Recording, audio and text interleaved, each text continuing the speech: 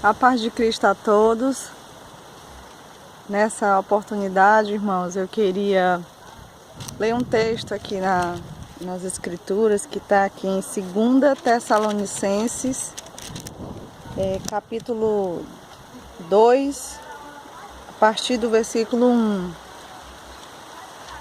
que diz assim: Irmãos, no que diz respeito à vinda de nosso Senhor Jesus Cristo e a nossa reunião com Ele, pedimos que vocês não se deixem demover facilmente de seu modo de pensar, nem fiquem perturbados, quer por espírito, quer por palavra, quer por carta, como se procedesse de nós, dando a entender que o dia do Senhor já chegou. Ninguém, de modo nenhum, os engane, porque isto não acontecerá sem que primeiro venha a apostasia e seja revelado o homem da iniquidade, o filho da perdição, o qual se opõe e se levanta contra tudo o que se chama Deus ou é objeto de culto, a ponto de assentar-se no santuário de Deus, apresentando-se como se fosse o próprio Deus. Vocês lembram que eu costumava lhes dizer estas coisas quando ainda estava com vocês? Né? Então, a gente vai ler só até aqui. Queria meditar nesses primeiros versículos, né? Quando Paulo fala que, no que diz respeito à vinda de nosso Senhor Jesus Cristo, ele está falando da segunda vinda. Da segunda vinda de Jesus e a nossa reunião com Ele. Que reunião com Ele é essa, irmãos, que nós temos? Que reunião vai ser essa com Ele na ocasião da sua vinda? É o arrebatamento. Vai ser a primeira ressurreição e o arrebatamento dos que estiverem vivos, né? É tanto que essa referência relacionada à vinda, essa palavra vinda aqui no versículo 1 do capítulo 2, está se referindo a 1 Tessalonicenses 4, 15 ao 17. 1 Tessalonicenses 4, do 15 ao 17, diz: E pela palavra do Senhor ainda lhes declaramos o seguinte: nós, os vivos, os que ficarmos até a vinda do Senhor, de modo nenhum precederemos os que dormem, porque o Senhor mesmo, dada a sua palavra de ordem, ouvida a voz do arcanjo e ressoada a trombeta de Deus, descerá dos céus, e os mortos em Cristo ressuscitarão primeiro. Depois nós, os vivos, os que ficarmos, seremos arrebatados juntamente com eles, entre nuvens, para o encontro com o Senhor nos ares. E assim estaremos para sempre com o Senhor. Né? Então, é sobre isso que está se tratando, essa vinda e essa reunião do versículo 1. Do capítulo 2 de 2 Tessalonicenses, não é? Então, quando ele diz, irmãos, com respeito, no que diz respeito à vinda de nosso Senhor Jesus Cristo, que é uma única vinda, uma vinda com poder e glória, onde todo olho verá, a vinda e a nossa reunião com Ele. Quando é essa nossa reunião com Ele? É no ato da sua vinda, quando nós seremos arrebatados. Essa reunião com Ele, entenda-se arrebatamento. Não existe outro local nas Escrituras para esse arrebatamento acontecer. Paulo está dizendo que com respeito à vinda e à nossa reunião com Ele. Aí ele vai dizer que isto, ele vai dizer no versículo 3, ninguém de modo nenhum os engane, porque isto não acontecerá. Isto o que, irmãos?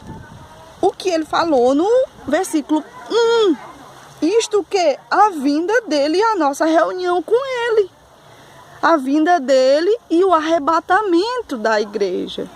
Ele está dizendo que isto não acontecerá sem que primeiro venha a apostasia e seja revelado o homem da iniquidade, o filho da perdição, que é o anticristo, né?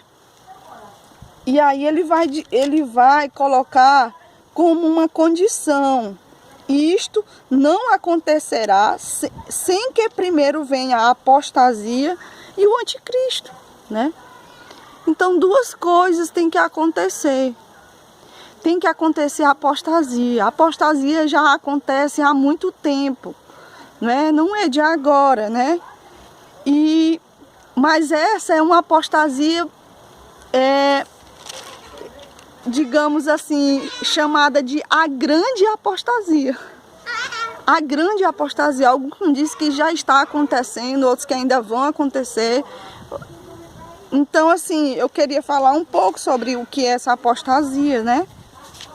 Ele vai dizer que a vinda do Senhor e o nosso arrebatamento não pode acontecer, não vai acontecer antes que venha a apostasia, né?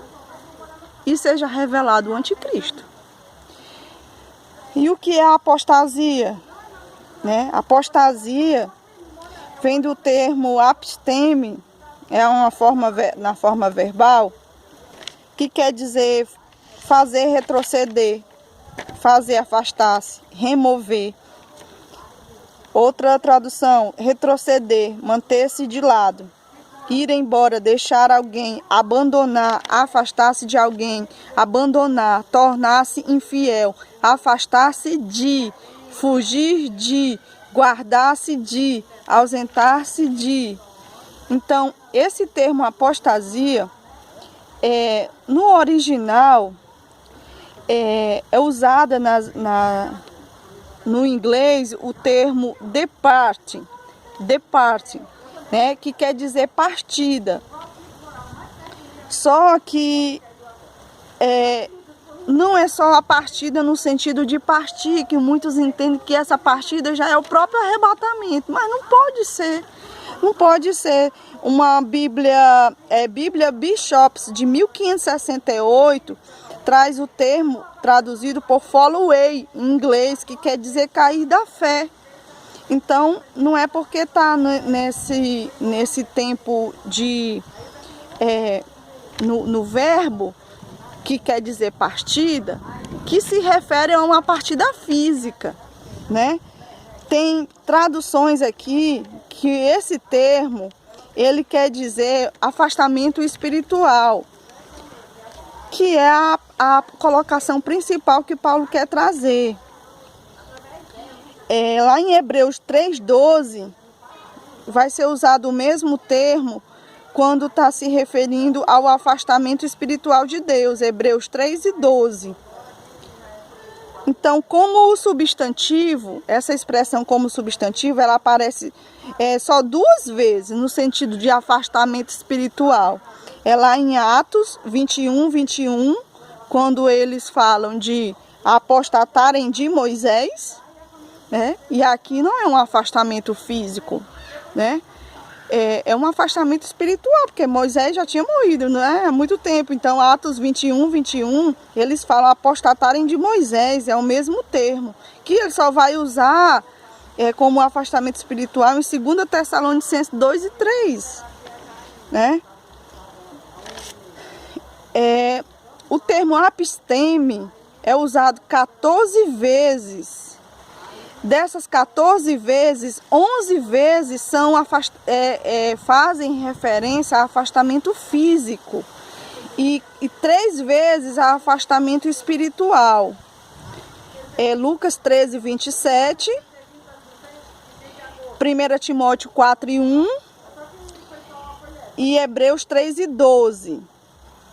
Essas 3 referências falam do apisteme, né, da palavra apostasia, como afastamento espiritual. Agora, na Septuaginta, que foi a tradução do hebraico e do aramaico para o grego, aparece apenas 4 vezes no sentido de afastamento espiritual, na Septuaginta, essa palavra apostasia.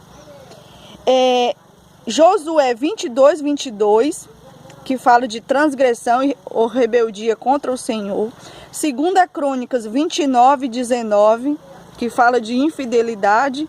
Jeremias 2 e 19, que fala também de infidelidades. E a outra referência é em Macabeus, que só está na Bíblia Católica. 1 Macabeus 2 e 15. Então, foi feita uma pesquisa que houveram 355 ocorrências dessa palavra apostasia. 355 ocorrências num período de 300 anos entre o 2º século antes de Cristo e o 1º século depois de Cristo. Dessas 355 referências dessa palavra apostasia, não foi encontrada nenhuma ocorrência na qual esta palavra se refira a afastamento físico. Todas elas, as 355 ocorrências, todas elas se referem a afastamento espiritual, né? Então, isso aí está lá no Paul Feyerabend, no livro As Perspectivas Bíblicas para os Tempos Finais. Ele traz esse resultado de pesquisa, que de 355 ocorrências durante 300 anos, entre o 2º século antes de Cristo e o 1º século depois de Cristo, na literatura grega extra-bíblica, né, quando foi usado o grego koiné, nas 355 ocorrências desse termo apostasia, todas elas se referiam a um afastamento espiritual. Nenhuma delas se referia a afastamento físico. Então, ali, jamais pode ser, aquela palavra apostasia pode ser o arrebatamento. Pode ser um arrebatamento. Não é. Muitos entendem que ali é o arrebatamento. E não é. Não tem nem cabimento no texto, né?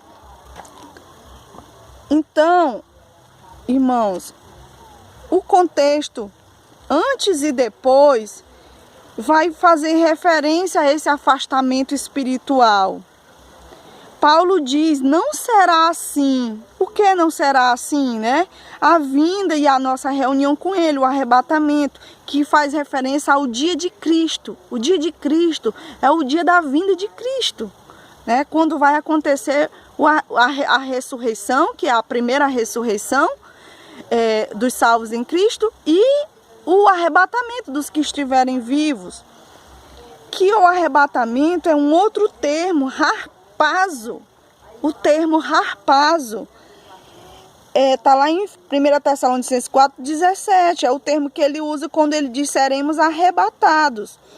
Que quer dizer pegar, levar pela força, arrebatar, agarrar, reivindicar para si mesmo, ansiosamente, arrebatar, né? Então, se Paulo queria falar disso, ele deveria ter usado o termo harpazo, né? Mas ele usou o termo apostasia mesmo, fazendo referência ao afastamento espiritual mesmo, ao afastamento de Deus. E aí, no contexto anterior, ele vai falar nos versículos, lá em 2 Tessalonicenses 1,6, ele vai falar, pois de fato é justo para com Deus que ele retribua com tribulação aos que causam tribulação a vocês, e que dê a vocês que estão sendo atribulados, né, alívio juntamente conosco, quando do céu se manifestar o Senhor Jesus com os anjos do seu poder. Então, irmãos, quando é que vai ter esse alívio? Esse alívio dos que estão sendo atribulados? Ele vai dizer quando do céu se manifestar o Senhor Jesus com os anjos do seu poder. É na segunda vinda dele, em glória. quando todo olho verá. E ele diz aqui as características: em chama de fogo, tomando vingança contra os que não conhecem a Deus e contra os que não obedecem o evangelho de nosso Senhor Jesus. Estes sofrerão penalidade de eterna destruição, banidos da face do Senhor e da glória do seu poder, quando ele vier naquele dia para ser glorificado nos seus santos e ser admirado em todos os que creram. Isto inclui vocês que creram em nosso testemunho. E aí ele vai, o contexto anterior é todo relacionado a isso, a tribulação, ao dia de Cristo, né? Que é com poder e glória, que é nesse dia que vai haver o alívio, o descanso para os que creem nele. Todos verão isso, né? Todos vão ver lá isso, o arrebatamento da igreja. E aí aqui diz o contexto imediato, né? Que são os versículos seguintes. Ele fala assim, no versículo 2: e que vocês não se deixem demover facilmente de seu modo de pensar. Então não vos movai facilmente do vosso entendimento. Ele está dizendo, não mude o seu entendimento. Mudar o entendimento a respeito destas coisas é apostasia, né? É um afastamento espiritual de Deus. Não pense de modo diferente, né? Ninguém de maneira... No versículo 3, ele diz, ninguém de modo nenhum os engane. De novo, está usando a palavra enganar, ressaltando lá o sentido que ele quis dar para a palavra apostasia, de afastamento espiritual de Deus, né?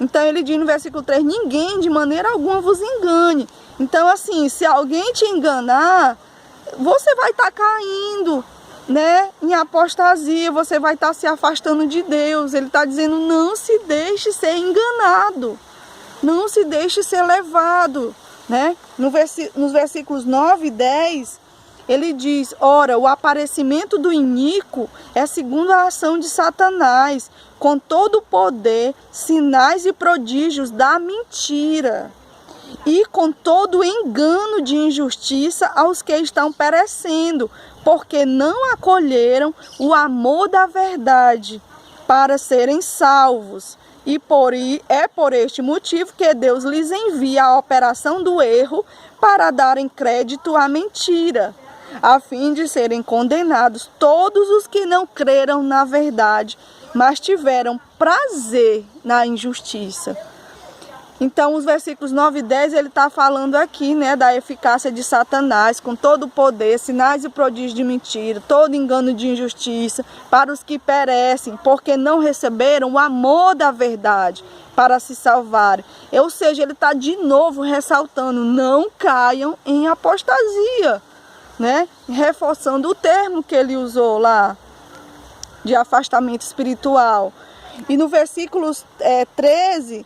ele diz, mas devemos sempre dar graças a Deus por vocês, irmãos amados pelo Senhor, porque Deus os escolheu desde o princípio para a salvação.